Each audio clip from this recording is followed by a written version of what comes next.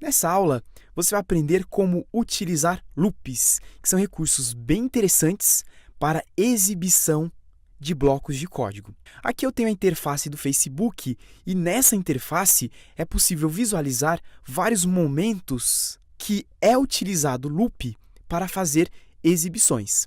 Então, em vários momentos, você consegue observar trechos de códigos que são bem parecidos, estruturas que são bem parecidas. Aqui do lado, você consegue visualizar uma exibição de itens e você consegue visualizar que, basicamente, nós temos uma imagem e um texto. Você poderia exibir um a um desses itens, mas é um processo muito trabalhoso e que nem faria tanto sentido, pois nós temos os loops para fazer isso. Utilizando um loop, você consegue exibir trechos de códigos semelhantes diversas vezes. Então, no caso do Facebook, eu consigo pegar postagens e exibir essas postagens diversas vezes. Então, por exemplo, aqui em cima, nós temos uma galeria de fotos e essas galerias de fotos podem ser exibidas utilizando um loop. Você, usuário, pode postar as fotos e, utilizando um loop, nós conseguimos fazer a exibição de todas as fotos que você tem. Supondo que você tenha 5 fotos, dentro de um loop é possível exibir as 5 fotos. Supondo que você tenha muito mais, é possível exibir muito mais, até o total de fotos que você tem.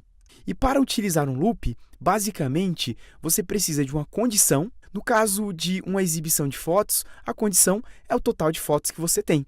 Então, ele vai exibir até o total de fotos que você tem. E enquanto essa condição for verdadeira, ele vai continuar fazendo a exibição item a item. Então, supondo que eu tenha 4 itens, eu vou exibir item a item até finalizar a exibição. Vamos então à prática, que ficará mais fácil entender como utilizar loops. E para testar os loops, nós vamos começar aqui no nosso projeto aulas, criando mais um arquivo, e nós podemos colocar o nome apenas de loops. Vamos pressionar o adicionar. Em seguida, você vai criar a nossa função main, que você pode copiar de outros arquivos que nós vimos em aulas anteriores. Você pode também escrever e o resultado é basicamente o mesmo. Nós vamos ver então nessa aula como utilizar duas estruturas para fazer loops, que é o while e o for. Então, para utilizar essas duas estruturas, nós precisamos escrever o nome. Nós vamos começar utilizando o while. Ao escrever o while, você já consegue visualizar um exemplo de utilização. Então, ao escrever o while, nós precisamos utilizar os parênteses. Dentro dos parênteses, nós iremos colocar a condição, que pode ser verdadeira ou falsa. Então, nós vamos escrever aqui os parênteses e, em seguida, nós vamos abrir as chaves. Perceba que o while ele lembra bastante a estrutura do if. E realmente é isso, com a diferença que o if você coloca uma condição e ele executa dentro das chaves apenas uma única vez. E quando você utiliza uma estrutura de repetição, ou loops, ele vai executar de forma infinita, pois ele só vai parar a sua execução quando colocar aqui false. Esse é um erro comum de programação, que é você colocar uma condição aqui que em nenhum momento ela passa a ser falsa. Então, a ideia de utilização de um loop é que ele seja finito, ele execute determinadas quantidades de vezes. Então, você precisa colocar uma condição que em determinado momento ela seja satisfeita. E para dar um exemplo, eu vou criar então uma variável chamada número, que recebe, eu vou colocar o número 1. E eu vou colocar aqui uma condição. Eu quero que esse while, que esse loop execute enquanto o número for menor do que 5. Eu posso colocar então aqui um print ln e colocar a mensagem executado. Se você executar esse loop agora, ele nunca vai parar a execução. Ele vai ficar executando de forma indefinida até que o servidor trave e pare a execução. Por quê? Porque nesse caso, o número ele sempre vai ser menor do que 5. Nós já definimos aqui o número como 1. Então, para alterar esse valor, nós precisamos, aqui dentro das chaves, alterar esse número 1. Então, o loop ele vai começar a sua execução testando a condição. O número é menor do que 5? Ou seja, o número 1 é menor do que 5? Sim, é menor do que 5. Ele vai, então, começar a execução do que está dentro das chaves. Então, automaticamente, ele vai começar a executar o println executando. Ele vai executar indefinidas vezes. E para definir quando esse número termina, eu posso apenas incrementar esse número. Esse número ele começa com o valor 1. Então, ele vai testar. O número é menor do que 5? Realmente é. Ele vai, então, exibir o println e vai exibir a mensagem executado, e em seguida eu vou incrementar o número. Eu posso então fazer o número recebe o próprio número, que é 1, mais 1.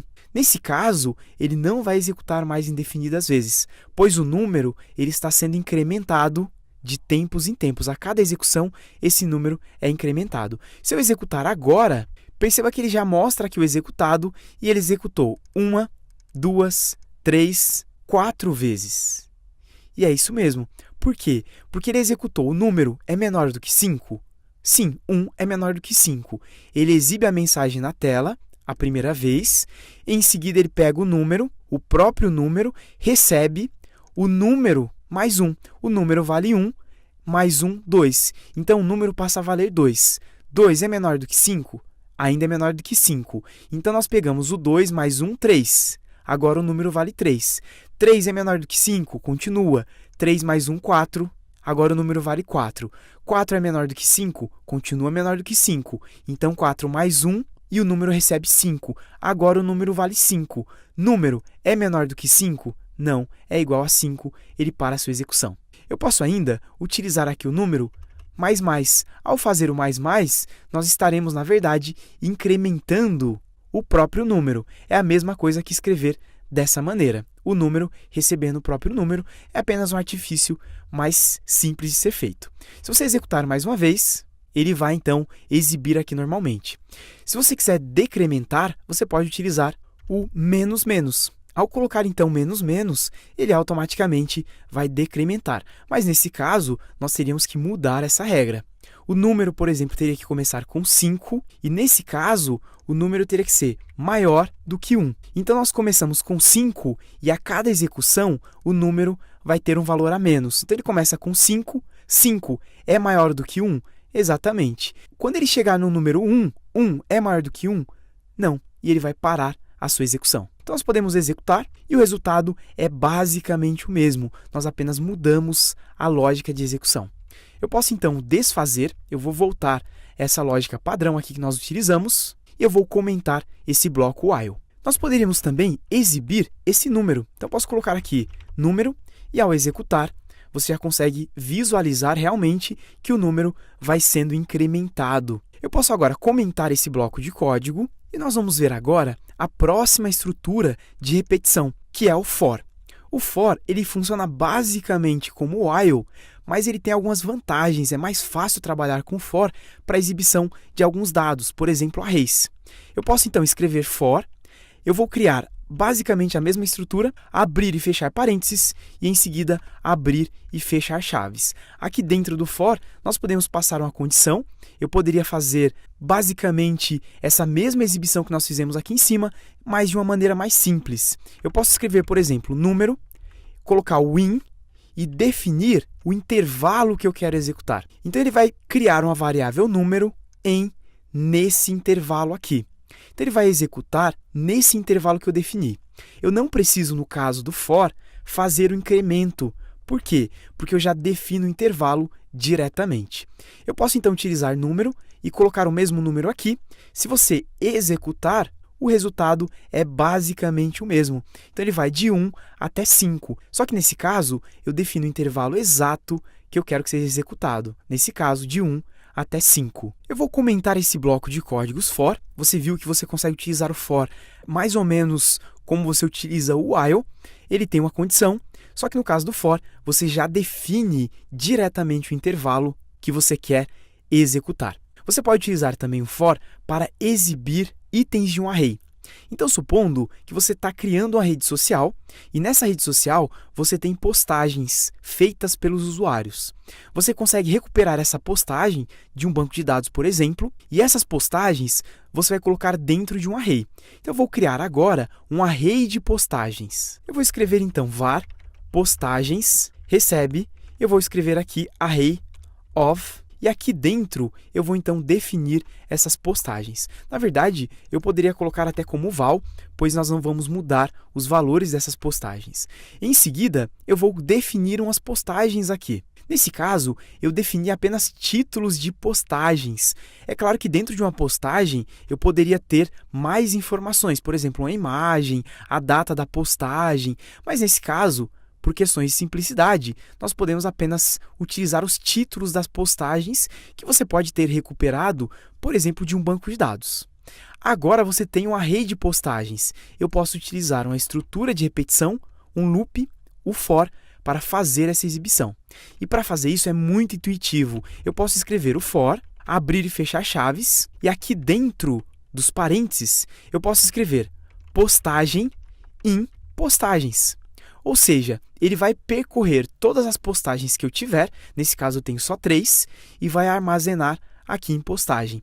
Eu posso então utilizar um println e exibir a postagem diretamente. Se você executar agora, e ao executar, você já consegue visualizar todas as postagens aqui. Eu poderia adicionar, por exemplo, mais uma postagem e em seguida executar novamente. E agora você consegue visualizar todas as postagens, inclusive a postagem adicionada. Utilizando então o for, você consegue fazer exibição de itens utilizando o intervalo ou você consegue fazer exibição de itens de um array. Normalmente, dentro dos nossos apps, nós iremos utilizar bastante essa estrutura para exibir itens de um array. Você pode ainda, em alguns momentos, precisar dos índices desse array. E você pode também exibir os índices. Para fazer isso, eu posso utilizar aqui o postagens, ponto, e escrever with index. E aqui dentro de postagem, eu consigo abrir parênteses, eu vou fechar os parênteses aqui, e eu consigo colocar o primeiro item escrito índice, vírgula e postagem. Nesse caso, o primeiro vai ser o índice, então vai ser percorrido essas postagens, e aqui no primeiro item eu vou guardar o índice e no segundo item o valor desse índice. Agora, eu posso colocar aqui entre aspas e exibir, por exemplo, índice traço postagem. Ao executar novamente, agora eu consigo visualizar também o índice desse array. Então, descoberto o novo método, ele está no índice 0, o novo curso de Android foi lançado, está no índice 1. E com isso, nós encerramos essa aula sobre loops. Durante o nosso curso, você vai utilizar bastante esse recurso de loops para fazer exibições em listagens. Até a nossa próxima aula!